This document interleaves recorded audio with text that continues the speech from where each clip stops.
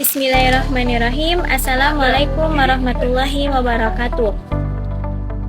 Alhamdulillah, segala puji syukur kepada Allah Subhanahu wa Ta'ala yang telah melimpahkan rahmat dan hidayahnya sehingga kami dapat menyelesaikan makalah kami dengan judul Peradilan Islam pada masa Khulafaur Rasyidin dan masa Sahabah, yaitu pada masa Abu Bakar, Umar, Utsman, dan Ali. Islam lahir ketika masyarakat Arab hidup dalam kelompok dan suku-suku. Kehidupan sosial masih sederhana. Perkara-perkara sosial diputuskan berdasarkan tradisi yang berlaku.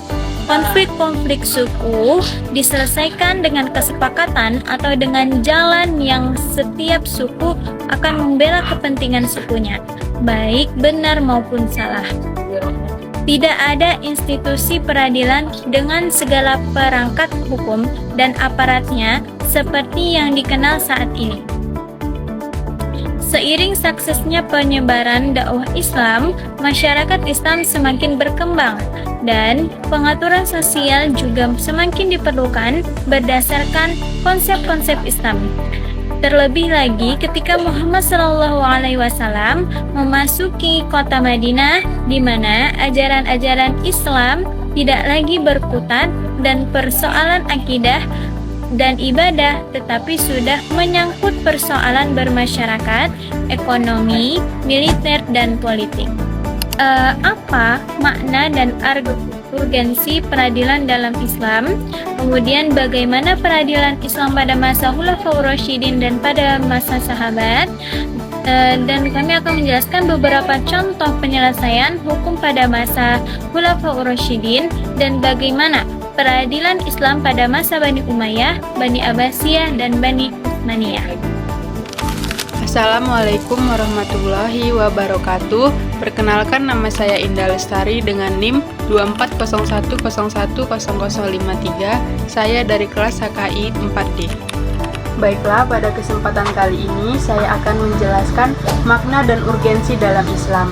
Dalam bahasa Arab, peradilan dikenal dengan al-qadha. Secara bahasa bermakna keputusan.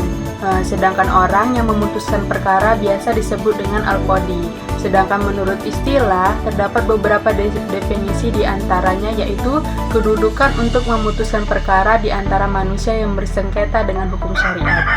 Selanjutnya yaitu peradilan Islam pada masa Khulafaur Rasyidin.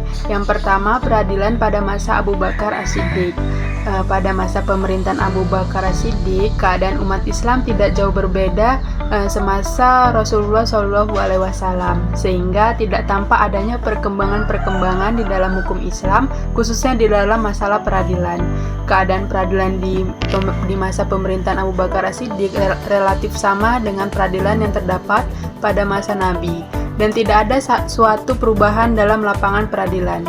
Hal ini disebabkan karena kesibukannya memerangi sebagian kaum muslimin yang murtad sepeninggal Rasulullah SAW dan kaum pembangkang yang tidak menunaikan zakat dan urusan-urusan politik pemerintahan lainnya, di samping belum meluasnya kekuasaan Islam pada masa itu.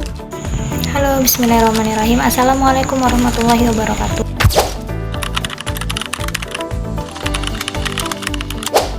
Saya akan melanjutkan makalah kami, yaitu D. Peradilan Islam pada masa Bani Umayyah, Bani Abbasiyah, dan Daulah Utsmaniyah.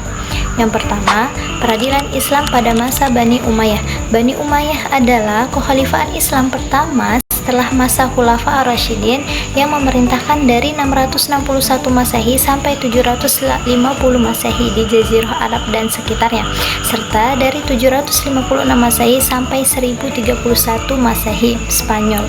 Nama dinasti ini dirujuk kepada Umayyah bin Abdul Asyid Syam, yaitu kakek buyut dari khalifah pertama Bani Umayyah, yaitu Muawiyah bin Abu Sofyan atau kadangkala disebut juga dengan Muawiyah. Selanjutnya, yang kedua, peradilan Islam pada masa Abbasiyah. Pada masa dinasti Abbasiyah, 64 umat Islam mengalami perkembangan dalam berbagai bidang.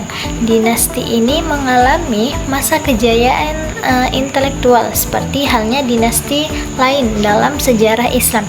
Tidak lama setelah dinasti itu berdiri, Kekhalifahan Baghdad mencapai masa kejayaannya antara Khalifah ketiga Al-Mahdi dari 775 sampai 785 Masehi dan ke-9 adapun Al-Wati dari 842 sampai 47 Masehi.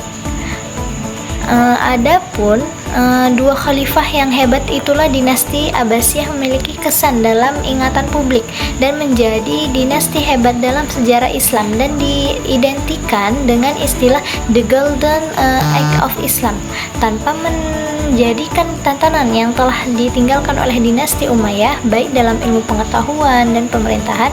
Abbasiyah mampu mengembangkan dan memanfaatkan apa yang mereka dapat dari daerah taklukan.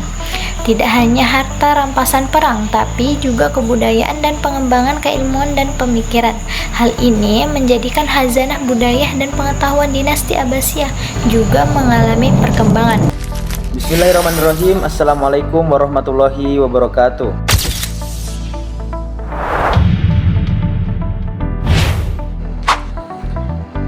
Saya melanjutkan pada peradilan Islam pada masa Daulah Utsmaniyah.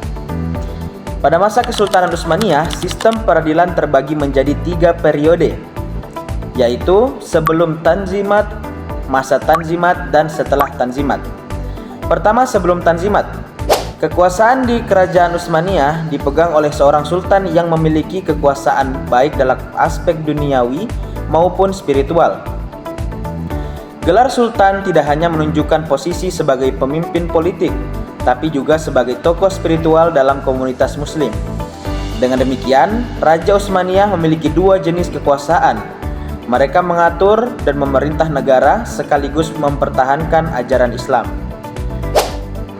Dari pemaparan makalah tersebut, maka dapat disimpulkan bahwa kedudukan peradilan pada masa Khalifah Ar-Rasyidin adalah suatu yang dipandang sebagai kebutuhan masyarakat. Hal ini didasarkan bahwa manusia hidup bermasyarakat dan kehidupan bermasyarakat akan terganggu bila tidak ada lembaga peradilan.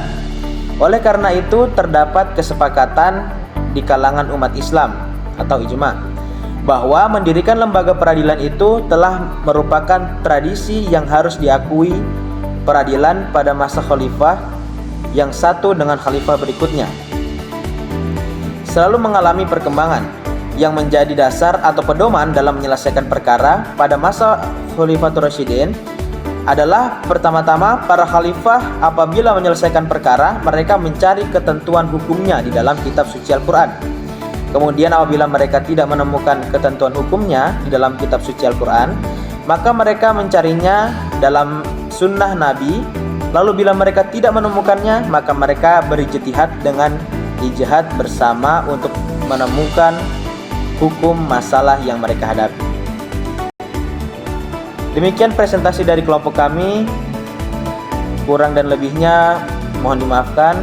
Wabillahi taufiq wal hidayah. Wassalamualaikum warahmatullahi wabarakatuh.